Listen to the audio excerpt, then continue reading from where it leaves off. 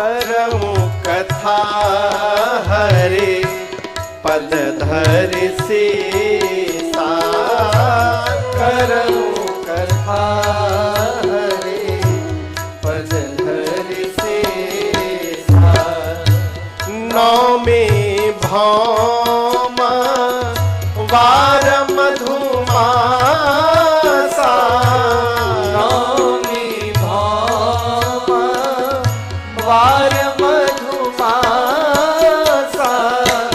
अवधपुरी यह चरित प्रकाशा, अवधपुरी यह चरित प्रकाशा, अवधपुरी यह चरित प्रकाशा। गोस्वामी जी कहते हैं संवत 1631 में, कौन से संवत में बाबू? 1631। अभी कौन सा संवत्सर चल रहा है? क्यों कि नहीं मालूम का? हाँ डॉक्टर साहिबा बोलिए। हाँ देखा, कहाँ है शरद जी कहाँ बैठे हैं? देखा, पूरी भीड़ में कोई नहीं बताया, मैडम ने बता दिया। एक बार ताली बजाइए। अभी जो संवत्सर चल रहा है इसका नंबर है 2082। क्या नंबर है? 2082। 19 मार्च से 2083 प्रारंभ हो जाएगा। चैत्र शुक्ल प्रतिपदा से संवत्सर बदल जाएगा, सनातन धर्म का नूतन वर्ष प्रारंभ होगा, नंबर होगा 2083। 1 जनवरी नया साल नहीं होता है। 1 जनवरी अंग्रेजों का नया साल होता है, हमारा नहीं होता है। अच्छा आप बताओ, 1 जनवरी को का नया आप देख लेते हैं? हमको बताइए जरा, का नया देख लेते हैं? सूर्य भगवान दिखाई नहीं पड़ते, इतना कुहरा रहता है, चारों तरफ उदासी छाई रहती है। नवीनता क्या रहता है? वो वृक्ष सूखे दिखाई पड़ते, पत्ते झड़े हुए रहते वृक्ष पर। आदमी ठंड के मारे घर में दुबका रहता है, इतना जाड़ पड़ता महाराज, हाड़ कांप गइल बा। लोग कहते हैं 15 दिन भइले नहिले हमरा। जो आदमी 15 दिन से नहा नहीं रहा है वो नया साल मना रहा है। क्या नया है वो? नया साल अपना होता है चैत्र मास की प्रतिपदा में। आप दर्शन करिएगा, खेत में आपको नया अनाज दिखाई पड़ेगा। खेत में, बाग में, वृक्ष पर नए पत्ते निकले हुए दिखाई पड़ेंगे, नया पुष्प निकलेगा, नया फल निकलेगा, शीतल मंद सुगंध हवाएं बहेगी, धूप में भी जाने के बाद गर्मी नहीं लगेगी। ये क्या है?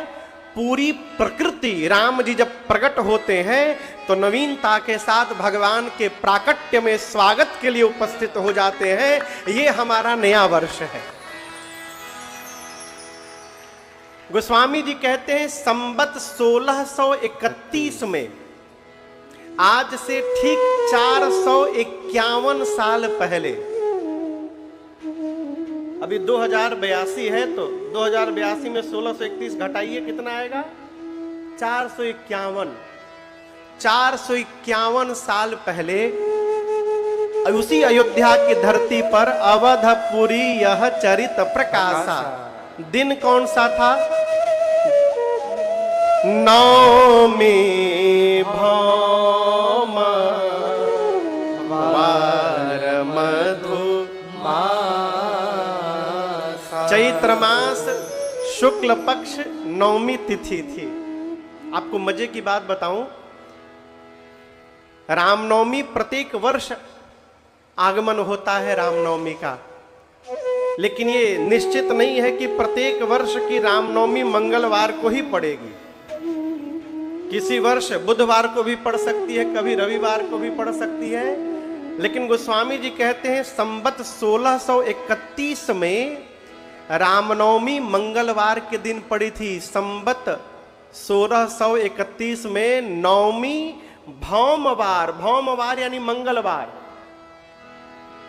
जोग लगन ग्रह बार तिथि। राम जी के जन्म के समय जो जोग था, जो लग्न था, जो ग्रह था, जो वार था, जो तिथि थी, ये सारे नक्षत्र ग्रह पूरी संरचना संवत 1631 की रामनवमी को बना था।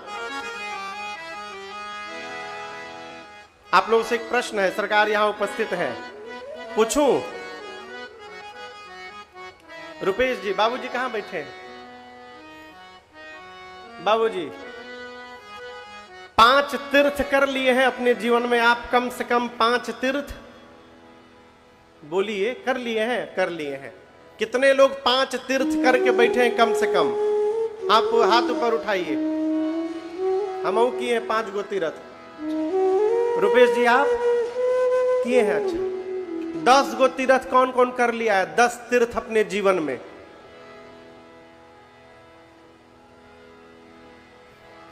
सौ गो तीर्थ कौन किया हुआ है जीवन में? बाबूजी, 100 गो तीर्थ किए हैं? नहीं किए। रुपेश जी, आप? हम तो किए हैं हो 100 तीर्थ। आगे बढ़िए, दुनिया का सारा तीर्थ कौन करके बैठा हुआ है यहां पर?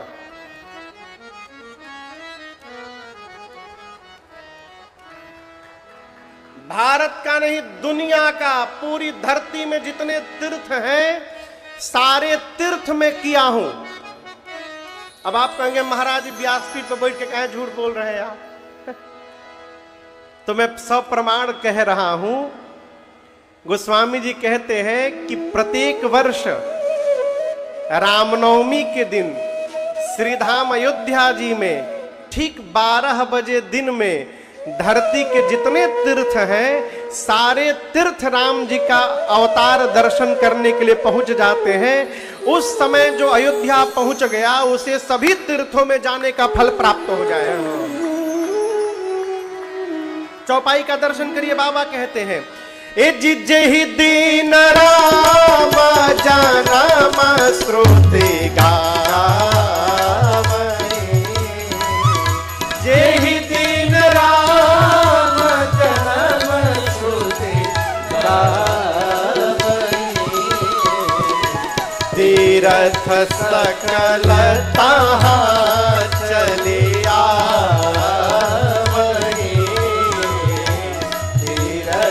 सकल तहाँ चलिया,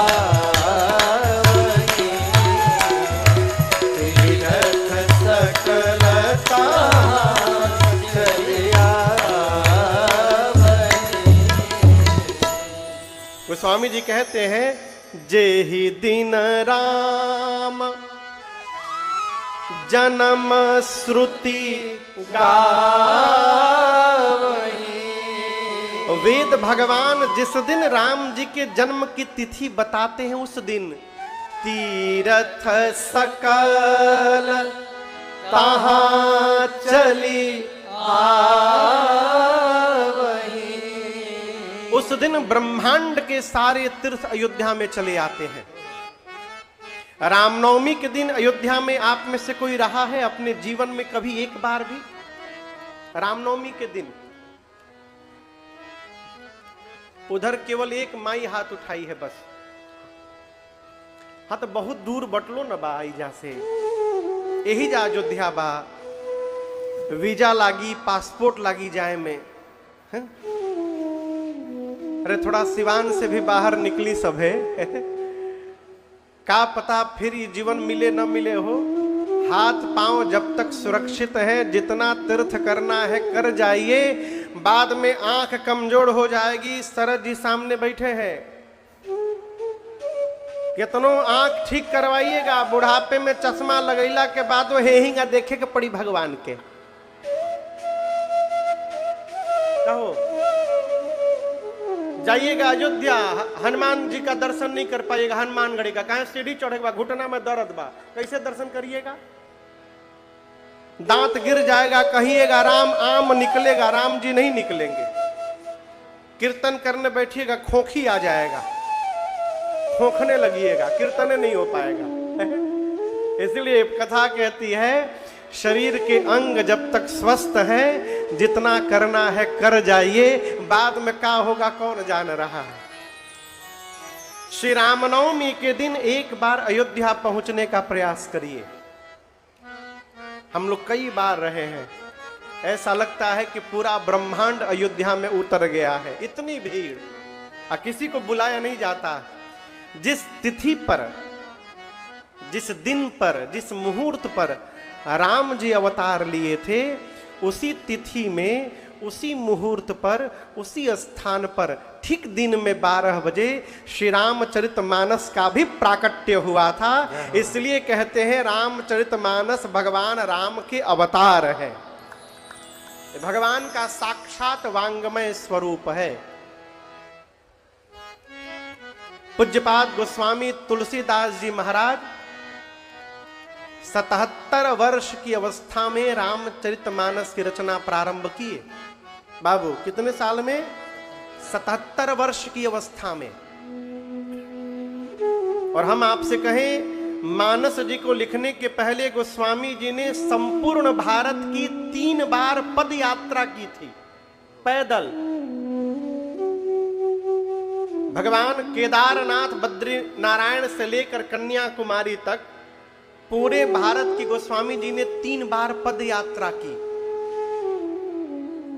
चारों वेद गुरुजनों के मुख से श्रवण किया, पढ़ा, शास्त्र पढ़े, उपनिषद पढ़े, जितने रामायण सुलभ हो पाए थे सारे रामायण सुने, और सबके सार को निचोड़ करके गोस्वामी तुलसीदास जी ने रामचरितमानस की रचना की। आपको कहे, गोस्वामी जी पहले संस्कृत में लिखना प्रारंभ किए। 7 दिनों तक गोस्वामी जी संस्कृत में लिखते गए। दिन भर लिखते थे, रात में सोए, सवेरे जब जगते थे तो देखते थे कल जो लिखे थे वो सारा ब्लैंक हो गया, अपने आप मिट जाता था। 7वें दिन भगवान शंकर और मां पार्वती ने आदेश देते हुए कहा, गोस्वामी जी आप रामचरितमानस की रचना संस्कृत में न करिए, आप मानस जी की रचना गांव की भाषा में करिए। किस भाषा में? गांव की भाषा। मानस जी किस भाषा में लिखे हैं पता है आपको? अवधी भाषा में। इसका प्रभाव क्या पड़ा मैं आपको दर्शन कराता हूं। धरती पर जितने सनातनी हैं, यदि आप उनसे पूछिए, छोड़िए ना आप ही लोग से मैं पूछ रहा हूं, शिव महापुराण का श्लोक किसको किसको याद है? एक श्लोक, कम से कम एक श्लोक, जिसको याद है हाथ पर उठावे। केवल एक बाबूजी हाथ उधर उठाए हैं। देखिए हमहू नहीं उठाए हैं कि हमरो निकले याद। देवी भागवत पुराण का श्लोक किसको याद है? एक श्लोक। श्रीमद् भागवत महापुराण, ये किसको याद था ये दोहा? काहे नहीं हाथ उठाए? महाराज हम तो सोचे थे श्री हनुमान चालीसा का दोहा है। ये हनुमान चालीसा का दोहा नहीं है, वहां जोड़ दिया गया है। ये अयोध्या कांड का प्रथम दोहा है। यहीं से अयोध्या कांड की कथा प्रारंभ होती है मानस जी में। मैं क्यों सुना रहा हूं? यही गोस्वामी तुलसीदास जी के रामचरितमानस जी की प्रामाणिकता है। आप दर्शन करिए, इनका विस्तार कहां कहां तक है। याद सबको है लेकिन पता नहीं है कि मानस जी का अंश है ये। हम यहां राम कथा गाने आए हैं, आज से कथा प्रारंभ हो गई। पिछली बार जहां तक मुझे याद है, सिवान जनपद के गठन के 50 वर्ष पूर्ण होने के अवसर पर 2023 में मई के महीने में हम लोग ये कथा गांधी मैदान में किए थे। 3 साल बाद फिर से हम और आप यहां उपस्थित हुए। हम लोग पूरी दुनिया में राम कथा गाते हैं, लेकिन अपने घर में कथा गाने का आनंद अलग है, वो सुख अलग है? तो घर है ना हो। गोस्वामी तुलसीदास जी अवधी भाषा में लिखे। कल्पना करिए हम यहां आपको बैठ के बंगला में राम कथा गाने लगे, कितना लोग के बुझाई। आमी की बोलबो, आमी काल के सकाले एखाने एसे गेची, काल थेके आमी एखाने आसছি, পরশু দিন রাত্রি বেলা ওখান থেকে আমি চলেছি, কালকে দুপুর বেলা এখানে এসে গেছি, আজ থেকে এখানে কথা প্রারম্ভ হলো, कितना लोग के बुझाइल हो। अब यहां बैठ कर हम इटालियन बोले, फ्रेंच बोले, जर्मन बोले, अंग्रेजी बोले। हम आपको बताएं, एक बार हम गए साउथ अमेरिका में एक जगह कथा गाने, गयाना एक देश है साउथ अमेरिका में, बात है 2023 की। वहां जाने के बाद पता चला, अमेरिका में गया था तो हमारे परिकर है वहां पर, बोले महाराज जी चलिए हमारे देश चलिए एक दिन की कथा गाने। तो 6 घंटे का जहाज लेकर न्यूयॉर्क से गयाना गए। वहां जब गए भैया तो पता चला वहां किसी को हिंदी आता ही नहीं है, सबको अंग्रेजी आवे, हिंदी कोई जानता ही नहीं है। अब मजे की बात आपको बतावें, वहां के लोग घर में जब विवाह करते हैं अपने यहाँ गयाना में, तो विवाह में सारा गीत अपना बिहार वाला गाते हैं। कावा के पियर माटी काके कुदालो, कावा के तात तो आगिन मत को ले जासो, ऐसे गीत गाते हैं। हम लोग मॉरिशस गए, का हो एयरपोर्ट से जा रहे थे, रेडियो में गाना बज रहा है, भोजपुरी गाना। सब्जी लेबे गईनी पनिया गिरे लागल, सब्जी लेबे गईनी पनिया गिरे लागल, पटल लेत रहनी पनिया गिरे लागल, पटल लेत रहनी पनिया गिरे लागल, सब्जी लेबे गईनी पनिया गिरे लागल, सब्जी लेबे गईनी। तो मुझे इतना आश्चर्य लगा, उनको हिंदी नहीं आती, भोजपुरी नहीं आती, अंग्रेजी बोलते हैं, अंग्रेजी समझते हैं, लेकिन विवाह में सारे गीत अपने बिहार वाले गाते हैं। क्यों? उनके पूर्वज गए थे लगभग 250-300 साल पहले, अंग्रेज यहां से लेके चले गए, उन्हीं से उनकी वहां जनसंख्या फैली, अपनी भाषा भूल गए, लेकिन अपने संस्कार को पकड़ के बैठे हैं, अपने कल्चर को पकड़ के बैठे हैं, आज भी उसका पालन करते हैं। तो वहां जाकर मैं फंस गया, अब क्या होगा, हिंदी केहू के बुझाते नहीं खे जा। तो पहली बार वहां अंग्रेजी में कथा किया एक बार, और उसके बाद बोला दोबारा जा वही के नहीं खे। तो हम यहां बैठ करके अंग्रेजी बोले, तमिल बोले, उड़िया बोले, बांग्ला बोले। आप निकल करके बाहर यही कहेंगे कि महाराज बहुत जानकार है हो, इतनी भाषा बोल देते हैं। लेकिन आप सोचिएगा, मेरी इस जानकारी का आपको क्या लाभ मिला? आपसे यदि पूछा जाए कि आपको क्या समझ में आया, आप ये कहेगा हमको बुझाया कुछ हो नहीं, सब ऊपरे ऊपरे निकल गया। तो हमारे ज्ञान का आपको क्या लाभ हुआ? भगवान शंकर ने कहा गोस्वामी जी से कि गोस्वामी जी, आप यदि संस्कृत में रचना कर देंगे तो आने वाले भविष्य में संस्कृत समझना सबके बस की बात रह ही नहीं जाएगी, इसलिए भगवत चरित्र जगत से विलुप्त हो जाएगा। आप इसको गांव की भाषा में लिखिए, जिससे जो नहीं पढ़ा लिखा है, जो किसान खेत जोतता है, उससे लेकर हवाई जहाज उड़ाने वाला पायलट, कोई भी इस ग्रंथ को सुने तो उसको समझने में कोई कठिनाई न हो, इसलिए आप गांव की भाषा में रचना करिए। गोस्वामी जी ने गांव की भाषा में लिखा मानस जी को। लिख करके जब काशी पहुंचे तो काशी के जो विद्वान पंडित थे वो विरोध में खड़े हो गए। काशी के पंडित बोले ये ग्रंथ हो ही नहीं सकता, गांव की भाषा में कहीं ग्रंथ होता है? गोस्वामी जी बोले मैंने लिखा नहीं है, मुझसे लिखवाया गया है, भगवान विश्वनाथ ने लिखवाया है। तो मैं बताऊं, उस समय काशी में एक बहुत विद्वान महापुरुष थे। पंडितों ने कहा कि अगर वो कह देंगे कि ये ग्रंथ है तो हम मान लेंगे। गोस्वामी जी बोले लेके चलिए। उस महापुरुष के सामने गोस्वामी जी के द्वारा लिखी गई रामचरितमानस जी को रखा गया।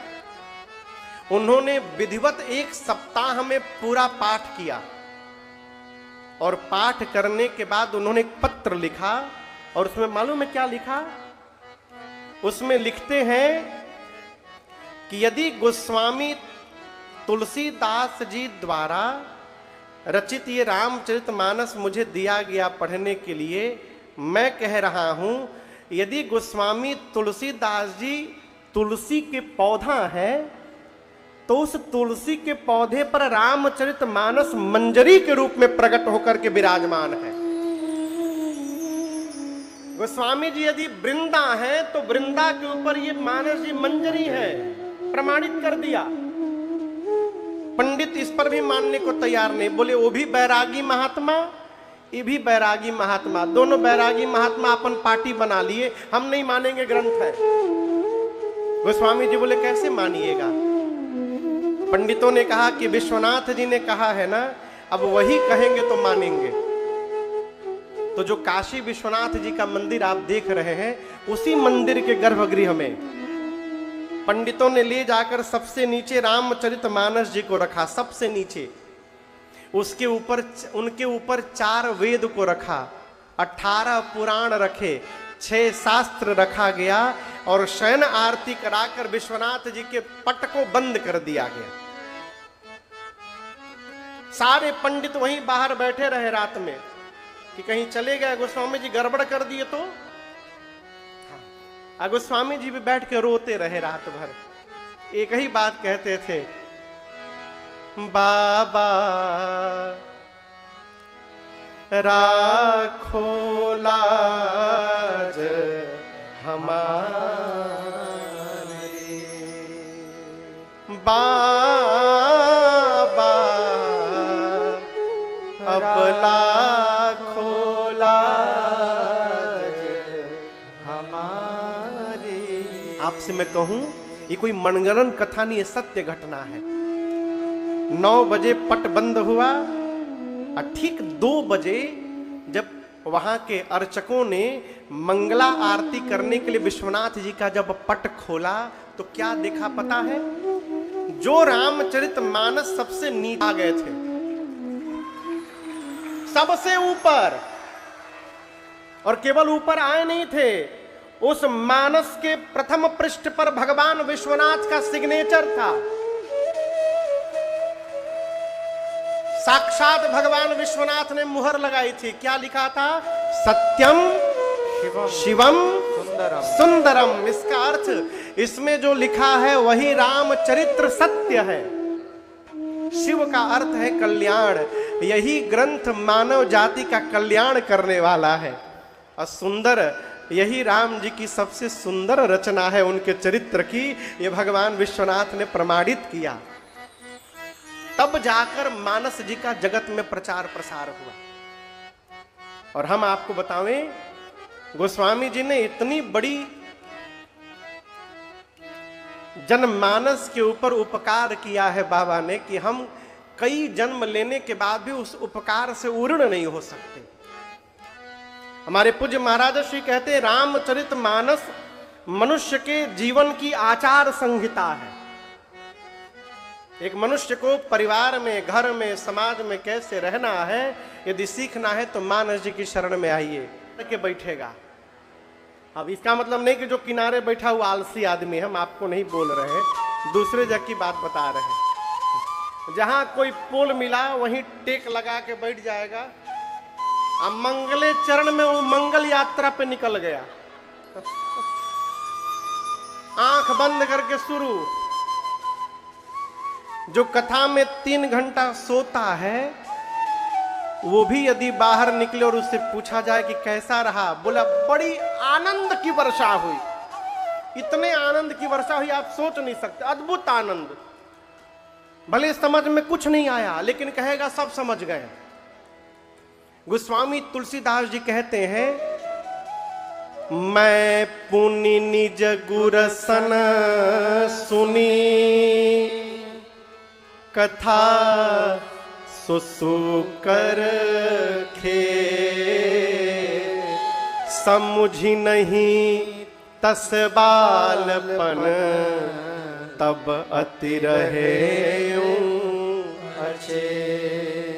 गोस्वामी जी कहते हैं, मैंने सबसे पहले अपने गुरु जी के मुख से सुना सरकार, और मेरे समझ में कुछ नहीं आया।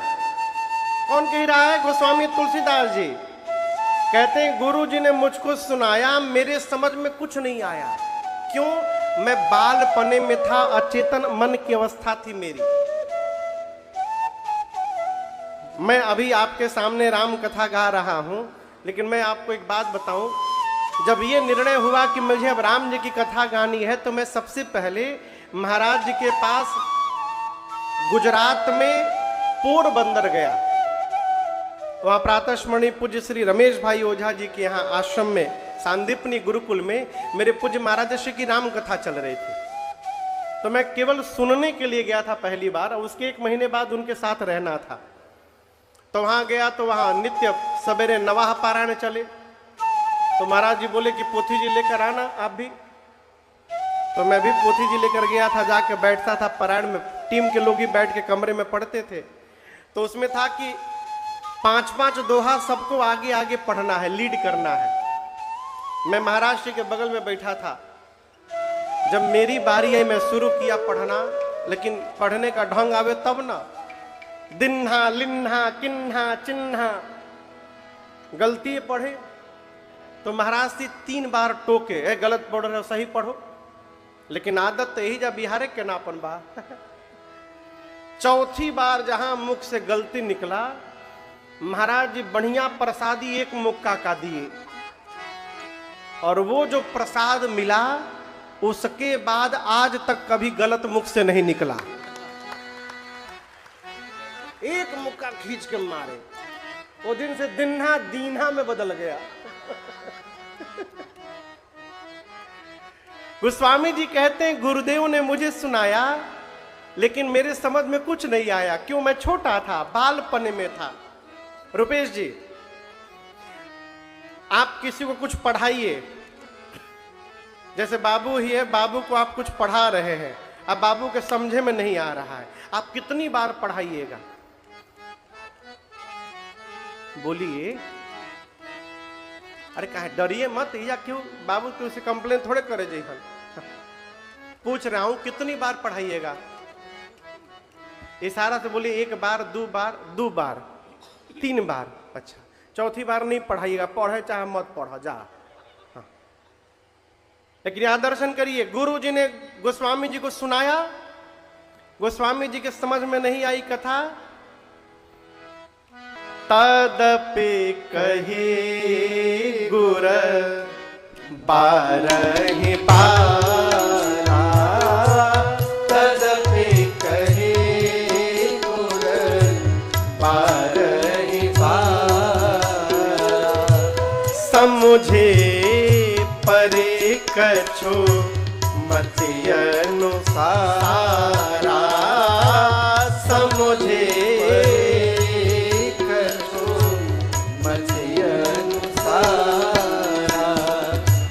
भाषा बाध करबि मैं सोई, भाषा बाध करबि मैं सोई, मोरे मन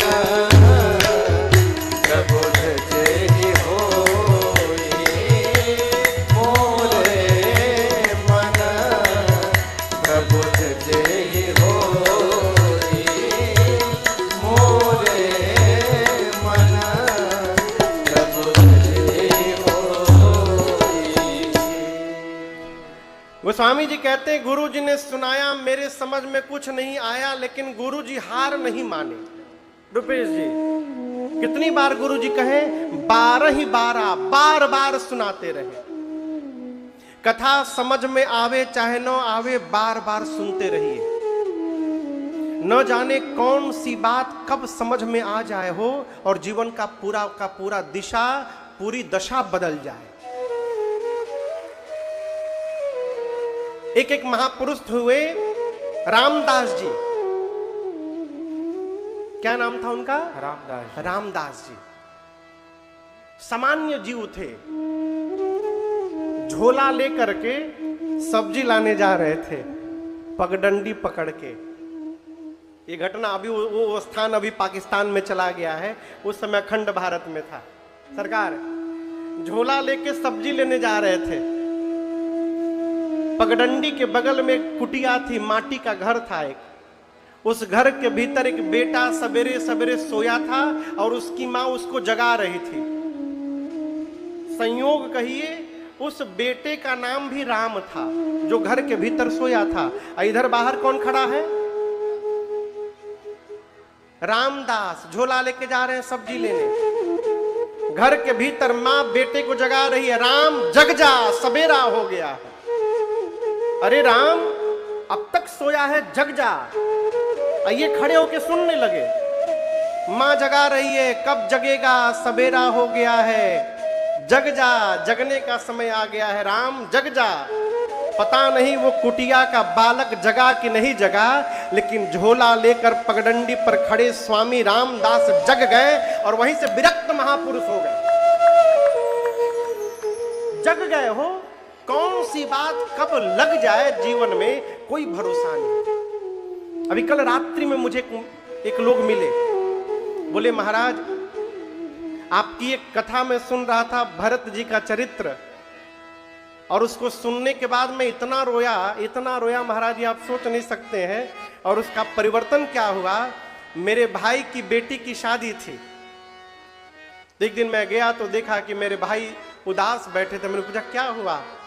बोले शादी मैं कर नहीं पाऊंगा। क्यों? बोले 30 लाख रुपया कम पड़ रहा है।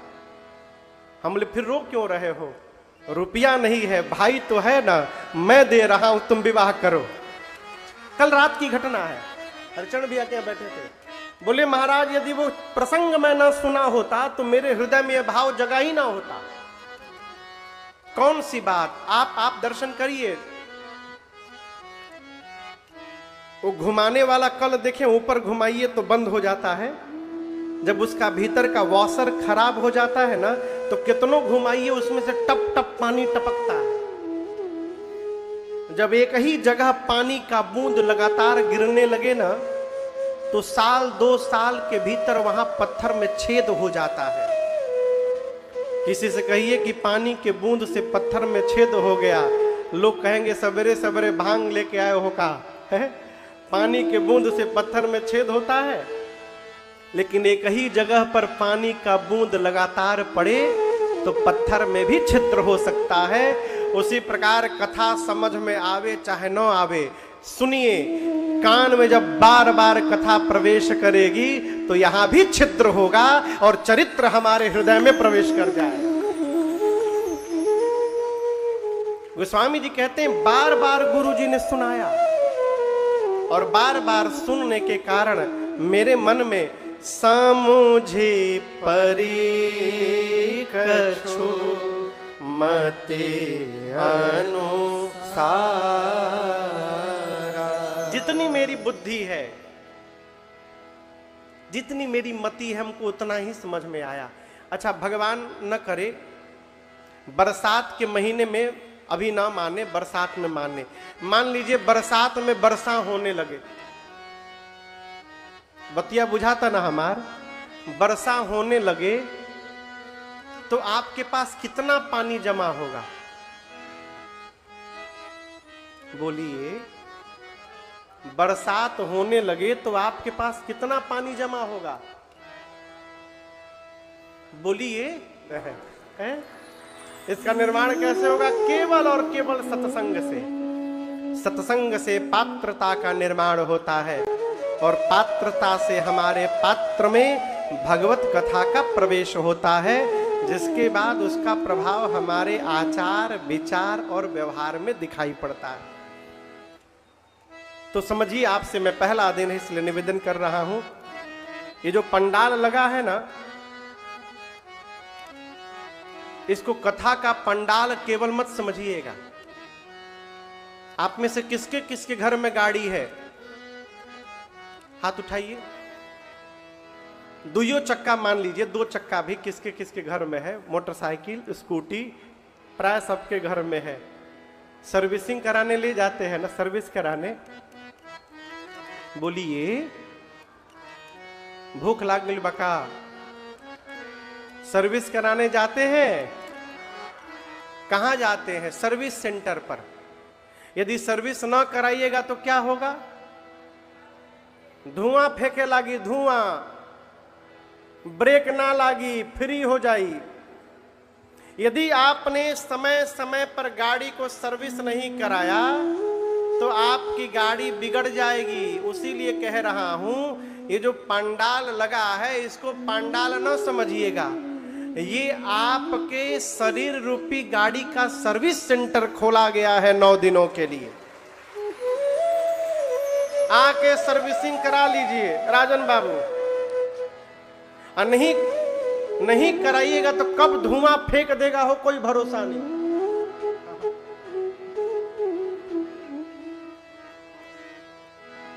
आज प्रथम सत्र में हमने और आपने मानस जी की महिमा को सुना, इनकी भूमिका को सुना, कैसे इनकी रचना हुई, किसने की, कहां पे की, किस भाव से की, इस प्रसंग को हमने आपने गाया, श्रवण किया।